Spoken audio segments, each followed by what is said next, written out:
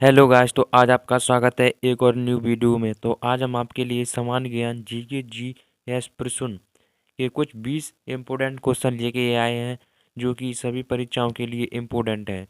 तो देरी किस बात की। तो प्रश्न नंबर 1 रहा। प्रश्न नंबर 1, किसी राजनीतिक दल को पंजीकृत दल की स्थिति पाने के लिए कम से कम कितने प्रतिशत मत पाने चाहिए। तो साथियों, इसका सही आंसर हो जाएगा आपका डी, 4%। दोस्तों, यह इस वीडियो का बहुत ही इम्पोर्टेंट क्वेश्चन है जो कि कई बार परीक्षाओं में पूछा जा चुका है। और आप इस चैनल पर नए हो तो चैनल को सब्सक्राइब कीजिएगा और कमेंट में बताएं कि वीडियो कैसी लगी। प्रश्न नंबर 2, भारत के न्यायिक एवं महालेख परीक्षण का कार्यालय कितने वर्ष का होता है। भारत के न्यायिक एवं महालेख परीक्षक का कार्यालय कितने वर्ष का होता है। तो साथियों, इसका सही आंसर हो जाएगा आपका डी, 6 वर्ष का। प्रश्न नंबर 3, भारत का प्रथम मुख्य चुनाव आयुक्त कौन था। भारत का प्रथम मुख्य चुनाव आयुक्त कौन था। तो साथियों, इसका सही आंसर हो जाएगा आपका बी, सुकुमार सेन। सुकुमार सेन जो कि भारत के प्रथम चुनाव के आयुक्त थे। प्रश्न नंबर 4, सर्वोच्च न्यायालय के न्यायाधीश की सेवानियुक्ति की आयु कितनी होती है।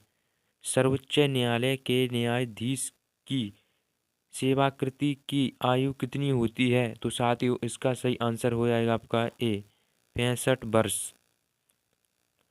प्रश्न नंबर 5, महात्मा गांधी का राजनीतिक गुरु कौन था। महात्मा गांधी का राजनीतिक गुरु कौन था। तो साथियों, इसका सही आंसर है आपका ए, गोपाल कृष्ण गोखले। प्रश्न नंबर 6, सूफी परंपरा में पीर से क्या आशा है। सूफी परंपरा में पीर से क्या आशा है। तो साथियों, इसका सही आंसर हो जाएगा आपका, इसका सही आंसर है आपका बी, सूफियों का गुरु। सूफी परंपरा में पीर से क्या आशा है। तो दोस्तों, इसका सही आंसर है बी, सूफियों का गुरु। प्रश्न नंबर 7, गुरु गोविंद द्वारा कल्लास पद की स्थापना किस वर्ष में की गई थी। गुरु गोविंद द्वारा कल्लास पद की स्थापना किस वर्ष में की गई थी। तो साथियों, इसका सही आंसर हो जाएगा आपका ए, 1699। 1699 में की गई थी। प्रश्न नंबर 8, पंचशील के सिद्धांत का प्रस्तावक कौन था। पंचशील के सिद्धांतों का प्रस्तावक कौन था।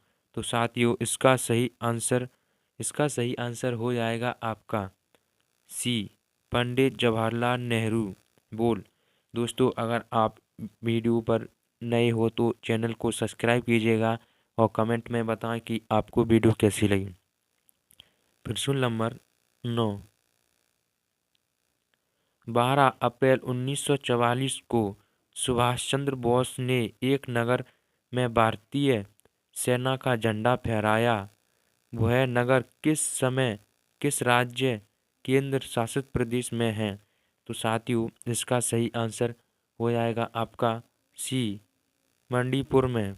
मणिपुर में 12 अप्रैल 1944 को सुभाष चंद्र बोस ने एक नगर में भारतीय राष्ट्रीय सेना का झंडा फहराया था। वह नगर इस समय किस राज्य केंद्र शासित प्रदेश में। तो साथियों, इसका सही आंसर है मणिपुर में।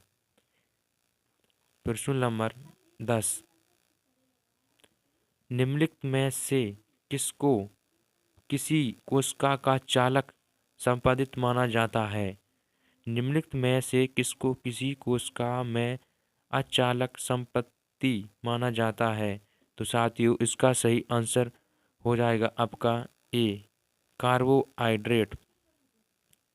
प्रश्न नंबर 11, भूमि का जल मूल रोमों तक किस दबाव से पहुंचता है? भूमि का जल मूल रोमों तक किस दबाव से पहुंचता है? तो साथियों इसका सही आंसर हो जाएगा आपका सी परासरणीय दबाव, परासरणीय दबाव के कारण। प्रश्न नंबर 12, मधुमक्खियों के प्रजनन एवं प्रवर्धन को क्या कहते हैं? मधुमक्खियों के प्रजनन एवं प्रवर्धन को क्या कहते हैं? तो साथियों इसका सही आंसर हो जाएगा आपका डी एपी कल्चर। प्रश्न नंबर 13, रक्त के स्कंदन हेतु कौन सा विटामिन आवश्यक है? रक्त के स्कंदन हेतु कौन सा विटामिन आवश्यक है? तो साथियों इसका सही आंसर है आपका डी, नहीं इसका सही आंसर है आपका सी विटामिन के। विटामिन के जो कि रक्त का धब्बा जमाने में काम आता है। प्रश्न नंबर 14, लाल रक्त कणिकाओं का औसत जीवन काल लगभग कितने समय का होता है? लाल रक्त कणिकाओं का औसत जीवन काल लगभग कितने समय का होता है? तो साथियों इसका सही आंसर हो जाएगा आपका बी 100 से 120 दिन। प्रश्न नंबर 15, शीत ऋतु में पशुओं के प्रस्तुत काल को क्या कहते हैं? शीत ऋतु में पशुओं के प्रस्तुत काल को क्या कहते हैं? तो इसका सही आंसर हो जाएगा आपका डी हाइबरनेशन, हाइबरनेशन। प्रश्न नंबर 16, निम्नलिखित में से कौन सा सर्वाधिक विद्युत चालक है? निम्नलिखित में से कौन सा सर्वोत्तम विद्युत चालक है? तो इसका सही आंसर है आपका सी चांदी। प्रश्न नंबर 17, उड़न अभिलेखी का तकनीकी नाम क्या है? उड़न अभिलेखी का तकनीकी नाम क्या है? तो साथियों इसका सही आंसर है आपका सी काला बॉक्स। प्रश्न नंबर 18, निम्नलिखित में से कौन सा कंप्यूटर नेटवर्क नहीं है? निम्नलिखित में से कौन सा कंप्यूटर नेटवर्क नहीं है? तो साथियों इसका सही आंसर है आपका सी व्याकृतिक नेटवर्क, व्याकृतिक नेटवर्क। प्रश्न नंबर 19, उर्वरकों के निर्माण में निम्नलिखित में से कौन सा तत्व प्रयोग में लाया जाता है? निम्नलिखित में उर्वरक के निर्माण में निम्नलिखित में से कौन सा तत्व प्रयोग में लाया जाता है? तो इसका सही आंसर हो जाएगा आपका डी पोटेशियम। प्रश्न नंबर 20,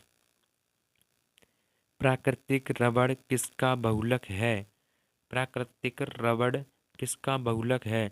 तो साथियों इसका सही आंसर हो जाएगा आपका ए आइसोप्रीन, आइसोप्रीन का बहुलक है, आइसोप्रीन। प्राकृतिक रबड़ किसका बहुलक है? तो साथियों इसका सही आंसर है ए आइसोप्रीन। दोस्तों अगर आप चैनल पर नए हो तो चैनल को सब्सक्राइब कीजिएगा। कमेंट बॉक्स में बताएं कि आपको कितने प्रश्नों के उत्तर आ रहे थे पहले से आपने दिए हैं। जय हिंद सभी साथियों को।